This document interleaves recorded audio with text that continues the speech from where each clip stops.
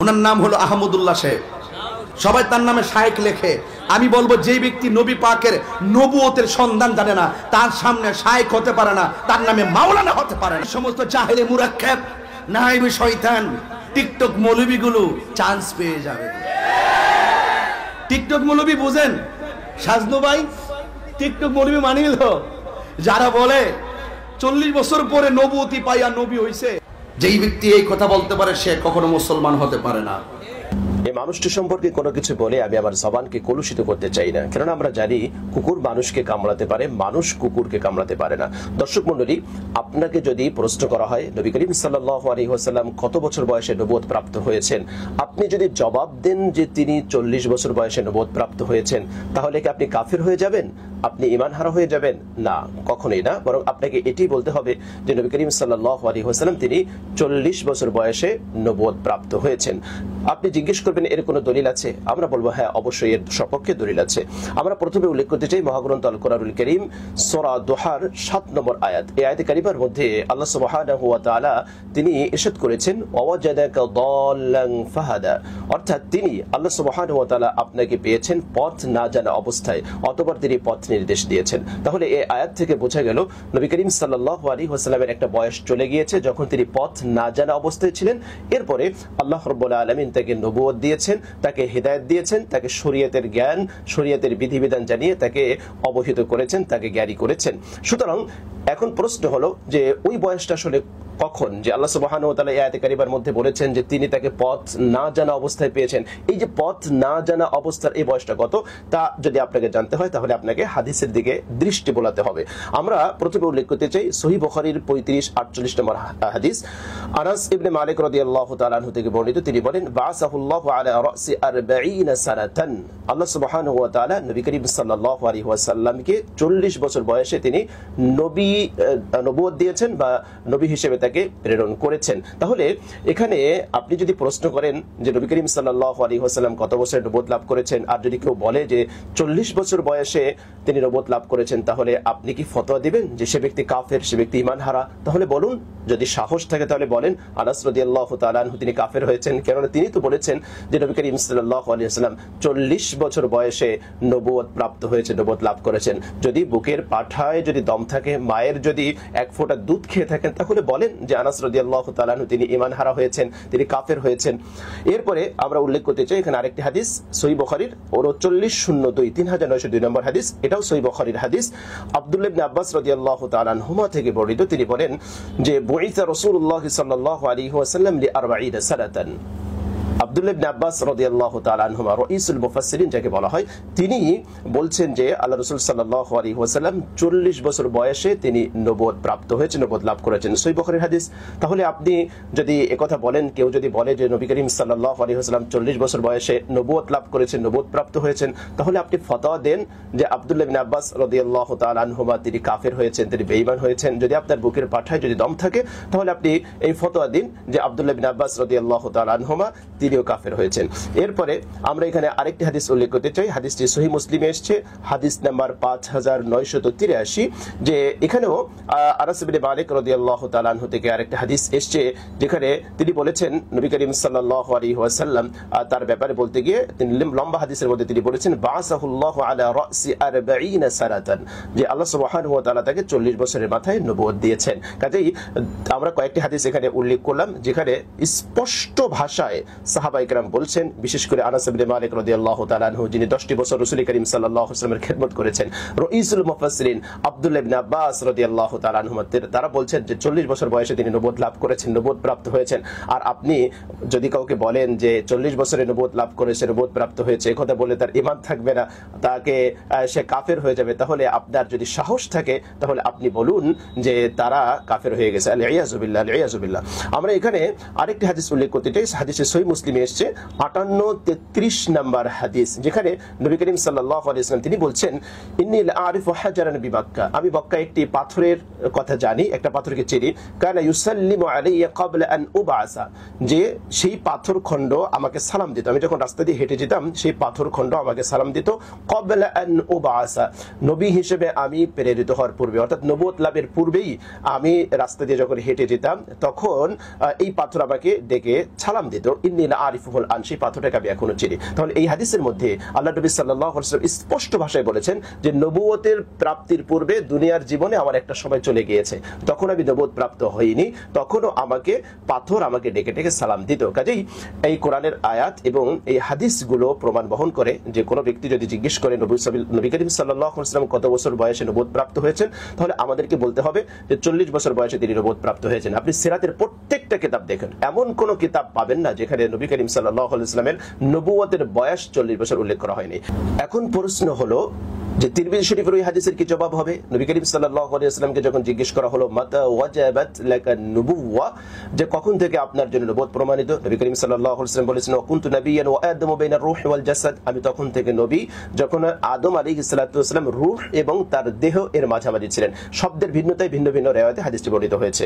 আমরা প্রথমে বলতে চাই যে এটা হচ্ছে পৃথিবীতে আগমনের পূর্বের একটা বিষয়, যে আল্লাহ সুবহানাহু ওয়া তাআলা এই হাদিসের ব্যাখ্যায় মুহাদ্দিসিন কিরাম মুফাসসিরিন কিরাম কি লিখেছে সেটা আমাদেরকে বুঝতে হবে।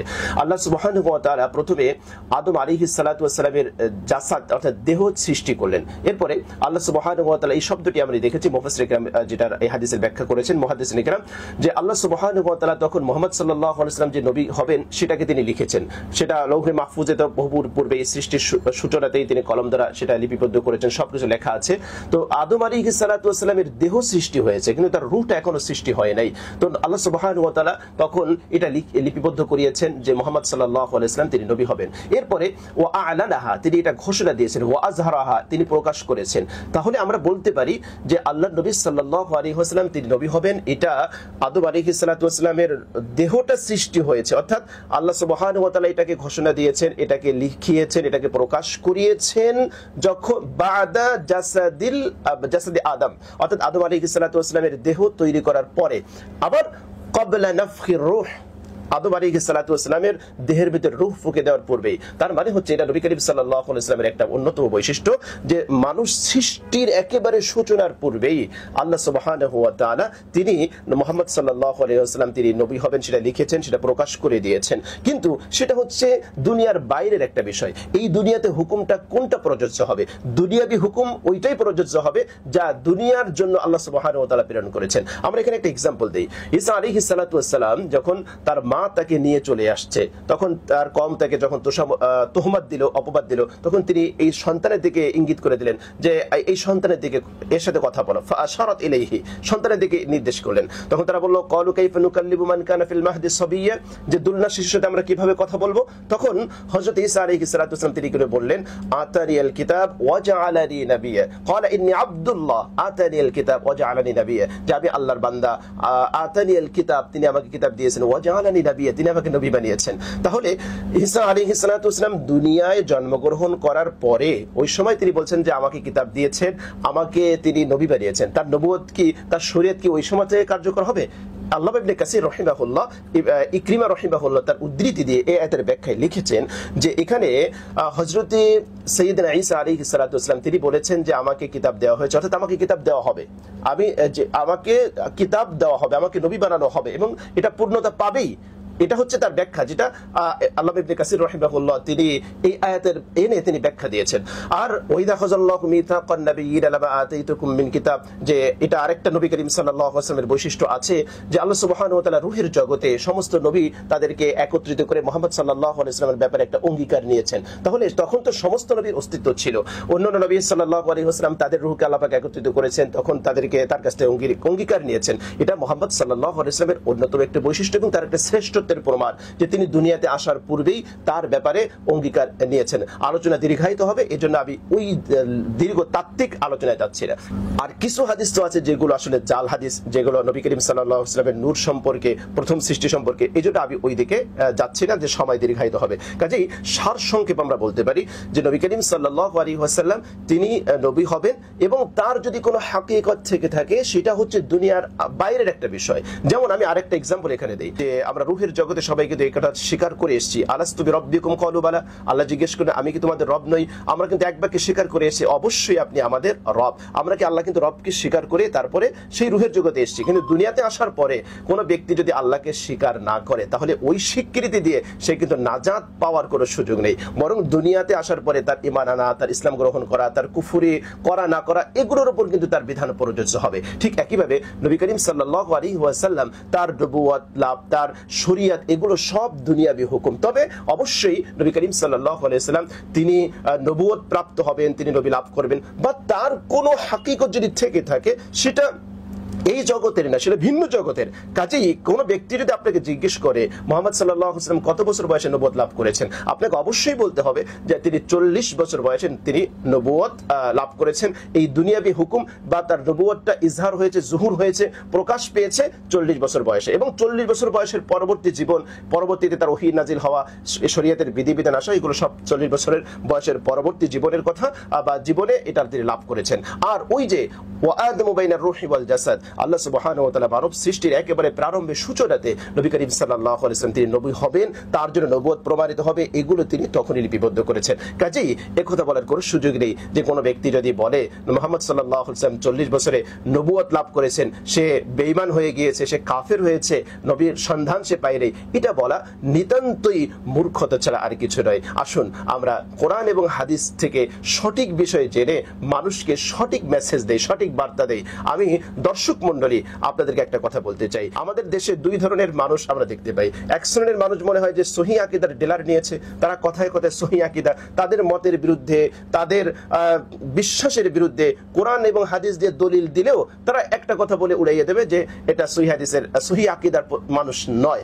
আমাদের দেশের আরেক শ্রেণীর মানুষ আছে যারা অনেকটা মাজার পূজারী, অনেকটা বিদআত, কুসংস্কার যা আছে সব আখড়া তাদের মধ্যে। আমরা যখন কোরআন এবং সুন্নাহ দিয়ে কোনো কথা প্রমাণ করি বা বলি তখন আমাদেরকে একটা কথা বলবে যে এরা নবীর দুশমন, এটা ওলি আল্লাহর দুশমন। আরে ভাই, নবীর দুশমনকে, ওলি আল্লাহর দুশমনকে সেটা তো আপনাকে কোরআন এবং সুন্নাহ দিয়ে প্রমাণ করতে হবে। আপনি নবীর প্রতি ইশক এবং মহব্বত জাহির করবেন, সেটা কি আল্লাহ রাসূলের সুন্নাহ মোতাবেক হতে হবে না? সাহাবায়ে কেরামের আদর্শ মোতাবেক হতে হবে না? যদি আল্লাহ রাসূলের আদর্শ মোতাবেক, সাহাবায়ে কেরামের আদর্শ মোতাবেক না হয় তাহলে আপনার সেই মহব্বতের কোনো মূল্য আছে? সহিহ বুখারীর সেই হাদিসটি কি আপনাদের জানা নেই? তিনজন ব্যক্তি এসে নবী করিম সাল্লাল্লাহু আলাইহি ওয়াসাল্লামের সহধর্মীদের কাছে জিজ্ঞেস করলেন রাসূলের আমল কি হবে। তো যখন তাদেরকে জানানো হলো, তার তিনজন কি বলেছিলেন? একজন বলেছিলেন যে আমি জীবনে বিয়ে করব না, আমি অবিবাহিত থেকে সারা জীবন ইবাদত করব। আরেকজন বলেছিলেন আমি সব সময় রোজা রাখবো। আরেকজনে বলেছিলেন যে আমি সারা রাত ইবাদত বন্দেগী করব। এই খবর যখন রাসূল করিম সাল্লাল্লাহু আলাইহি ওয়াসাল্লামের কাছে গিয়েছে, তিনি তিনজনকে ডেকে বললেন শোনো যে আমি বিয়েও করি, স্ত্রীদেরকে সময়ও দেই, আবার ইবাদত বন্দেগী করি। আরেকজনকে বললেন যে আমি রোজাও রাখি, মাঝে মাঝে রোজা ছেড়ে দেই। আবার বললেন রাতের কিছু অংশ আমি ঘুমাই, আবার কিছু অংশ ইবাদত বন্দেগী করি। এরপরে তিনি বললেন ফামান রাগিবা আন সুন্নতি ফালাইসা মিন্নি। কাজেই আল্লাহ নবী বললেন যে ব্যক্তি আমার সুন্নাহ থেকে বিমুখ হবে সে আমার দলভুক্ত নয়। সুতরাং আমি দর্শক ভাই মণ্ডলী এবং আবার প্রিয় দিনী ভাই আপনাদের খেদমতে বলছি যে আপনি রাসূলকে অবশ্যই ভালোবাসবেন। এশকে নবী, তারপরে আল্লাহ সুবহানাহু ওয়া তাআলার যারা প্রিয় বান্দা তাদের প্রতি আমাদের ভালোবাসা থাকবে, কিন্তু সেটা কোন পদ্ধতিতে হতে হবে? আমরা কি খ্রিস্টানদের মতো এরকম ভালোবাসতে চাই যে তারা একেবারে নবী রাসূলদেরকে মর্যাদা দিতে দিতে দিতে দিতে একেবারে আল্লাহর পুত্র সাব্যস্ত করেছে? আলিয়াযু বিল্লাহ, না, এটা হতে পারে না। আবার আমরা ইহুদিদের মতো এটা হব না যে তারা নবীর শানে বেয়াদবি করতে করতে করতে নবীদেরকে পর্যন্ত হত্যা করেছে। না, কোনোটাই কাব্য নয়। আমরা আল্লাহ এবং তার রাসূল তাদেরকে অবশ্যই ভালোবাসবো, যতটুকু আল্লাহ পাক কোরআন এবং সুন্নাহর দিক নির্দেশনা দিয়েছে সেই অনুযায়ী রাসূলকে ভালোবাসবো, রাসূলের দিক নির্দেশনা অনুযায়ী। সাহাবায়ে কেরামকে আইডল মেনে আমরা আল্লাহ রাসূলকে ভালোবাসবো। আল্লাহর ওলি যারা, আল্লাহর প্রিয় বান্দা যারা, তাদেরকেও আমরা মহব্বত করব, কিন্তু খবরদার তাদের পূজা কিন্তু আমরা করব না। কাজেই অহেতুক গালাগালি করা, আমাদেরকে নবীর দুশমন বলা, ওলি আল্লাহর দুশমন বলা, এটা নিতান্তই ফাও পেঁচাল ছাড়া আর কিছু নয়। আল্লাহর কাছে দোয়া করি আল্লাহ যেন আমাদের সবাইকে সঠিক বুঝদান করেন এবং আমাদেরকে হিদায়াত নসিব করেন। আসসালামু আলাইকুম ওয়া রাহমাতুল্লাহি ওয়া বারাকাতুহু।